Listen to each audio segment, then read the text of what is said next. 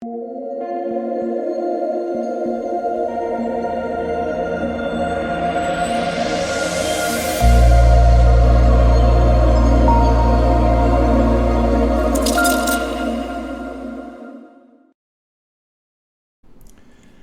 what is going on, guys? DK. Back at you at the end of the video here to bring in the Monday Night Football Showdown slate. We have the Colts and we have the Ravens. Before I get into the video, if you guys are new to the channel, welcome. My name is DK. I make daily videos and live stream for NBA and NFL slates on Draftkings. Yes, I am covering the NBA preseason. Have videos up for every single slate. I'll have a video up breaking down Monday's NBA preseason slate right after this, if that's something that interests you. If you're unable to watch these YouTube videos, I also upload an Apple Podcast. Link down below. It's called the DKDFS Show. If you're interested in signing up for premium content, I offer a couple different packages on Patreon.com. NFL package, we cover every single show and slate as well as the main slate. NBA package, again, we're covering the preseason. And I also offer an esports package that includes Call of Duty and CSGO. And I'm sure if you guys have been watching my videos for a while, you're familiar with Prize Picks. But this is your first time watching. Again, I want to thank them for sponsoring this video. So Prize Picks, there are a couple different ways you can play. The first way is taking over, under, and fancy points. So there's 11. Wait, I can't do math. 11 players posted for tomorrow. So like for example, Lamar Jackson, 22.5. Do you have the under, do you have the over? Pretty simple. Or you can go to single stat and go to passing yards, rushing yards, receiving yards, receptions, passing touchdowns. Again, they have a ton of different options. You can mix and match sports. They have baseball. You can do first half contests, soccer, esports. So, if you guys want to try it out and sign up, use my code DKDFS. DKDFS, all one word, link down below. You get a 100% match up to $100. You deposit using my code $100. You get a free $100 to play with. And finally, I want to thank you guys again for continuing to come out and check out each and every video, all the live streams. Really do appreciate all you guys. If you could, hit the like button. Let's try to aim for 100 on this one. Every single like really does help. Make sure to subscribe and hit that notification bell as well. I will be doing a YouTube live stream tomorrow, general Q&A. So, make sure to check out the live stream as well. Okay, so before we get into players and the prices for this show and slate, let's look back at my lineup here from Sunday night. So Sunday night went really well for myself. McCole Hardman, low owned. He was a core play for us. Absolutely smashed, 9 catches, 76 yards. Put him in the captain, trying to jam in the top guys. Got both quarterbacks in there with Kelsey. Diggs was a little bit of a letdown, but that game was just weird game script, right? You had a defensive touchdown. Buffalo didn't have the ball done in the second half. They didn't really have to throw. So, Stephon Diggs was definitely underpriced. Just kind of got a little bit unlucky with the way the game worked out.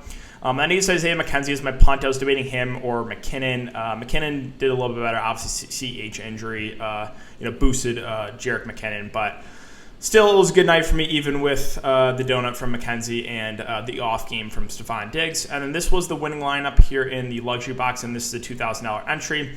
I noticed, you saw some value plays, boosted ownership, which I wasn't super surprised about. You had Cole Beasley at almost 50% owned. You had Gabe Davis at 30+% owned in this one, and you had Josh Gordon at 30% owned. So a lot of those super popular value plays busted. Guys like, again, Cole Beasley, Gabe Davis were solid plays. They just got a little bit unlucky with the way that game flowed, right? So the winning lineup here was Josh Allen, the captain, with Mahomes, Sanders, Knox, Buckner, and Josh Gordon. Okay, so you're going to exit out of that. Let's talk about the Vegas odds really quick. So again, it's a 46 over-unders, kind of in the middle, I guess, and the Ravens are 7-point favorites. Okay, so starting off with the Colts, let's first take a look at snap counts last week. So last week, they did get Marlon Mack involved here. It was a 3-headed monster, which is not great. Taylor played about half the game, and you had a third of the game or so from Hines and Marlon Mack. At wide receiver, Pittman, I think, has established himself as the number 1 wide receiver for this team, played 86% of the snaps. Pascal's been the clear number 2, playing 82%, and then you had Paris Campbell play about half the game, with Doolin playing about 17%. At tight end, you had Mo Cox, played 69% of the snaps. He had a big week last week, but also scored 2 touchdowns. Jack Doyle only played 30%, but if you look back at previous weeks, Doyle was playing a lot more. 57% week 3 for Doyle. Week 2, I think Doyle's even more, 75%. And he was a little bit banged up going in that week, so that could be why he got limited. So my guess would be that Doyle's snaps go up and Mo Cox's snaps go down. But let's talk about the prices. So Carson Wentz why does DraftKings do this now? You click on their name and it brings up the captain salary. I wonder if is this just a my end question? Let me know in the comment section. Is this happening for you guys too when you click on the player itself that the captain salary comes up? Because that didn't used to happen. I'm wondering maybe it's just my computer. I don't know.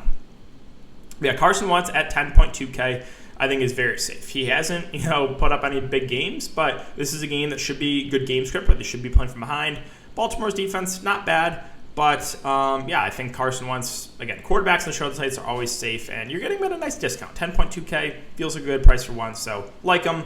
Jonathan Taylor at 9.8. Again, the issue I have here is Marlon Mack got way more involved. So that's not a great sign. Passing game, a little bit involved, but Nyheim Hines is their clear third down back. So you kind of have a touchdown-dependent back that is in a game that they're probably playing from behind, and now you have a third back in the mix. So weird stuff happens in the Showdown slate. The Colts could get off to an early lead. It could be ground and pound Jonathan Taylor. But I just have a hard time prioritizing him at this price. I think right now he's nothing more than a contrarian play. Again, Pittman, Pascal. Pittman's at 9K. Pascal's at 8.2. I think Pittman has established himself as a number one wide receiver. Now, of course, again, when I play him in a good match against Seattle, he does nothing. And then the next 3 weeks, he smashes. DFS in a nutshell. 12, 8 targets the last 3 weeks. I think Pittman is the clear number one and a safe target here. Should be a good game script. Pascal viable, too. He's playing similar snaps. I just think Pittman has a lot more upside. All right, scrolling down a little bit more. So I do have some interest in Nyheim Hines, 5.6K. And the reason, obviously, is he is the pass-catching back. And this is a game they're most likely going to be playing from behind. So you could see more snaps here for Hines. So I think he's at a pretty nice price. I think I like him.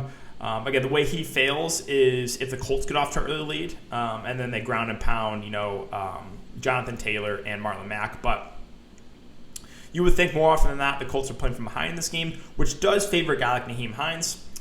And Mo Cox, I think this is one where he's going to be over-owned. 3 catches, 5 targets, 2 touchdowns. Again, the snaps went way up. You had Jack Doyle was a little bit banged up, so I would assume Jack Doyle's snaps go up. For me, Doyle's at 2.6. Mo Cox is at 5K. If Cox is going to get all the ownership, just give me Jack Doyle for the discount. He's almost $3,000 cheaper.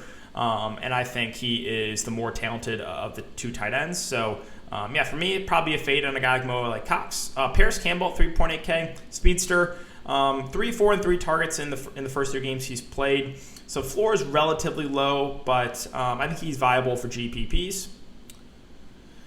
Colts defense against a run-heavy team in Baltimore, probably not for me on the road, too.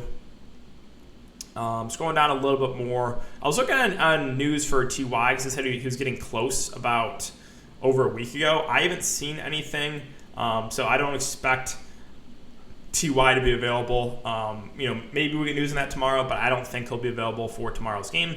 And then, Marlon Mack's only $600. This is a weird one, right? Because if you go back here, let's take a look at week 3. I'm pretty sure Marlon Mack barely played. Yeah, he didn't play.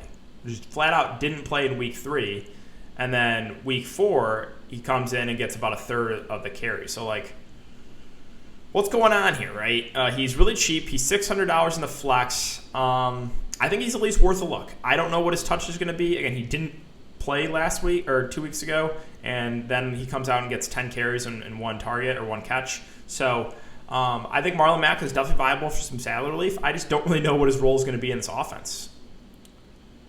And then that's really it. Doolin is the number 4 wide receiver. He played on, I think it was 17% of snaps. So, sure, viable third and large field tournaments. But really, you probably need an injury to one of those receivers above him for he to be relevant.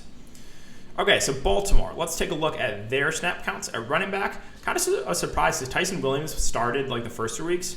But he was inactive, a healthy inactive. You had Latavius Murray lead the backfield, followed by Le'Veon Bell, who went back to the practice squad, but they'll probably bring him back up for this game. Then Devontae Freeman saw a couple of snaps. At wide receiver, so Watkins and Hollywood Brown played a decent amount of the game. 73% for Watkins, 62% for Hollywood Brown.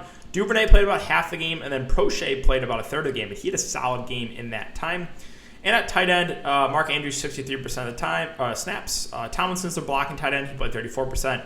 And Josh Oliver played 19%. A decent pass-catching tight end, but just not getting a lot of looks right now. Okay, so Lamar Jackson. Last Showdown slate he was on, you remember, he was not in the winning lineup, and he was like 95% owned. That was the first week 1 against the Raiders, right? Now he's gone for 20-plus fantasy points each of the first 4 weeks, so very safe play, definitely viable in the captain. Obviously, the rushing upside is what we really like here from Lamar, so super high floor plus high ceiling. So I think Lamar is one of the best plays on the board. Again, weird things can happen. You never know. Maybe there's a chance he's not in the winning lineup again, but I don't think that would happen 2 Showdown slates in a row. So yeah, Hollywood Brown coming in at 11K.